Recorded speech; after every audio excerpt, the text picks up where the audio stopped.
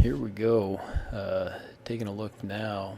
We've done the starting point, the payroll, the sales forecast.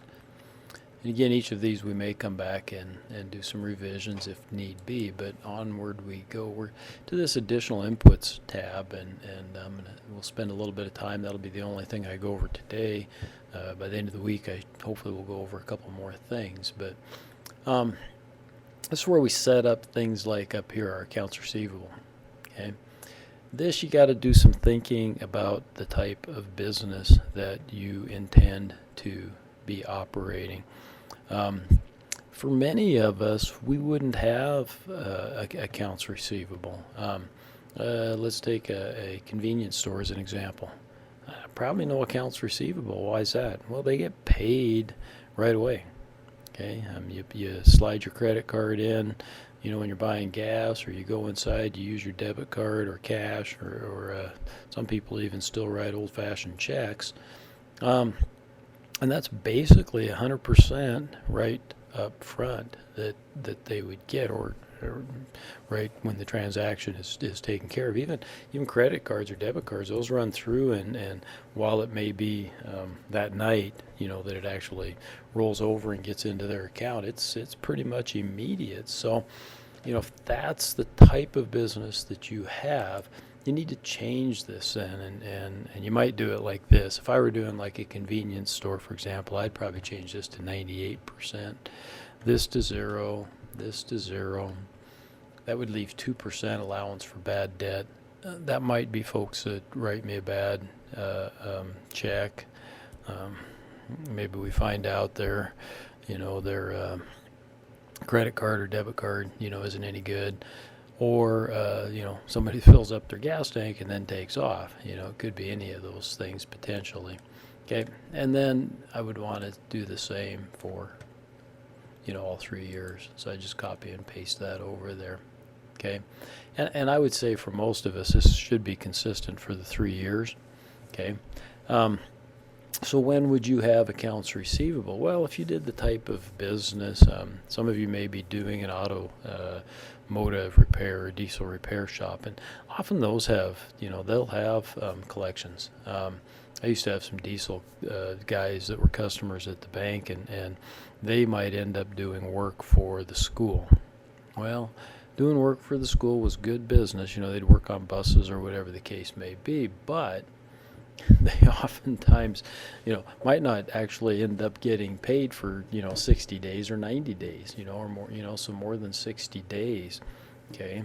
And that was a part of their business. They still did some business where the people paid them right up front. And so, maybe that 30, 40, 30, yeah, that'd be 100%, was close to right for that type of a business. So take a look at the type of business that you are, and how that's set up and how you're going to get paid, and then make those changes up there. Okay, if you got some questions, again, simple email to me, and we can probably get it answered.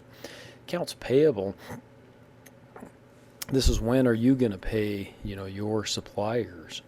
And for most of us, it's probably going to be the 30 or maybe 30 to 60, and that might be a 50-50 thing. Again, you kind of have to decide, I guess. For a lot of businesses, once you get established, this could be a case where it might change. A lot of businesses, when you're getting established, and you're brand new, they want you to pay them right up front. Okay, they might have you pay them before they actually deliver the stuff. Okay. In that case, it might be within 30 days. As businesses get established, then sometimes wholesalers, let's say, or manufacturers will provide terms. And those terms might be, 210 net 60 or something like that, where they're allowed to extend their payments a little bit. Okay, so again, think that through a little bit. This one, there's more right or wrong answers. This one, not necessarily a right or wrong answer. And again, this one could vary. If it does vary, it would be that in year 1 you'd pay things earlier, and in year 2 and 3 you'd pay things a little bit later. Where this has an effect is going to be on the cash flow, right? And if you have accounts receivable, if everybody's paying you after 60 days, You may end up with some cash flow problems. That's why some of those diesel guys that I had as customers, that's why they were coming to see me oftentimes, because they were having some difficulties. Maybe not difficulties, they were going to get paid. It was really good accounts, but the cash flow created a problem. So line of credit assumptions. So this program kind of assumes that if we make a mistake, there's going to be an automatic line of credit that would be extended to you. That's not that unusual for a new business. Okay, normally you'd set that up, of course, with the bank ahead of time. A line of credit or an operating line, we always call them. You'd set that up ahead of time, and it might kick in then if you happen to go get overdrawn. But this says, okay, we could have it kick in. We don't want our balance to get too low. Sometimes banks will have minimum requirements even for those things. So we might say, hey, we don't want our balance to get below $2,000. Okay. And then it says line of credit interest rate, and I don't know what those might be right now. If you actually have a setup line of credit, prime rates around 3%. Usually local banks are going to be prime plus 1 to prime plus 2, so maybe 4 or 5% might be a little bit more realistic there. Okay.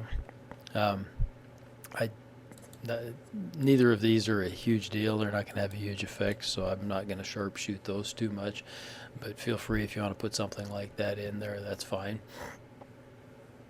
These are, for the most part, I think month one fills in automatically, and that's from your starting point. That's the real estate that you might buy, or the improvements that you make, and equipment, furniture, fixtures, vehicles, etc. that you're buying right at the startup, and those show up here in month one. All this is saying is that if you think during the first year, say through month 12 here, that you may need to add some equipment or furniture and fixtures, or maybe a vehicle or something, you can plug that in. Okay, that becomes a capital purchase. Okay, or if in year 2 or year 3, hey, my expansion's going to be enough, I need to buy another widget maker, or my expansion for my business is enough, I have to buy another service vehicle, something to that effect. Then you'd put those totals in here. It would not be unusual for you to have nothing in here. Okay, a lot of businesses, when they're first starting out, we hope we grow enough, and that those types of things happen, and that's fine. But if you're growing that much, you might be able to address it at that time.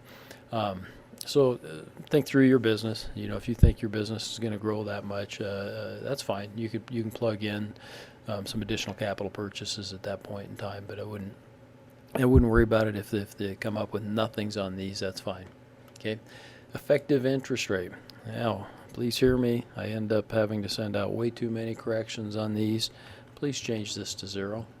Okay, unless, and I don't think that there are any unlesses in this class, unless you plan to be a C corporation. Okay, again, C corporations pay taxes. All other entities, they're called pass-through entities, where it passes through to the owner's own personal tax return. Okay, so I'm not assuming that anybody is a C corporation, because that would be unusual for businesses starting off.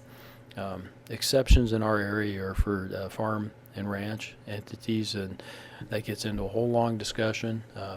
I don't think I have any absolute farm and ranch entities. Farm related is a different story. That's still probably not a C corporation, but there are a lot of farms and ranches that are C corporations, but that's for another whole different reason. Okay, lastly, please, and again, this is one of the other things that I end up having to change for a lot of folks, is please change that amortization period to 1. I got to one of those cases where it says I can't do that unless I unprotect the sheet, remember, and that's 1, 2, 3, 4. Wonder why that one's protected and all these other kind of off orange ones aren't protected. Why do I have you change that to 1? This is a little bit of a hang up by me, but this amortizes your startup costs. So if you came back here to your starting point and you've got these expenses here, these are depreciated, right? So we know that they're depreciated over a certain period of time. But these are expenses that are kind of right up front. And, for most of us getting into a small business, we're going to just pay for those and we're going to write them off in the first year. Okay. The amortization may allow you to spread that out over a few years, and that might make some sense. I fear that a little bit because when I look at, prepaid insurance premiums, well, you're doing just 1 year, right? And if you're amortizing it over 3 years, you got to pay it again at the end of the first year or the start of the second year. And that just doesn't seem right to me. And so I changed that to 1, so that we're just amortizing that over the first year. And you'll end up seeing that on should be on our income statements. Okay, so please change that to 1. That's going to cause us to make some changes on the balance sheet when we get there that a little bit different. That should be it for the additional inputs tab. Again, a little bit later, I'll probably come over, go over the operating expenses and whatnot. But for now, I'll sign off.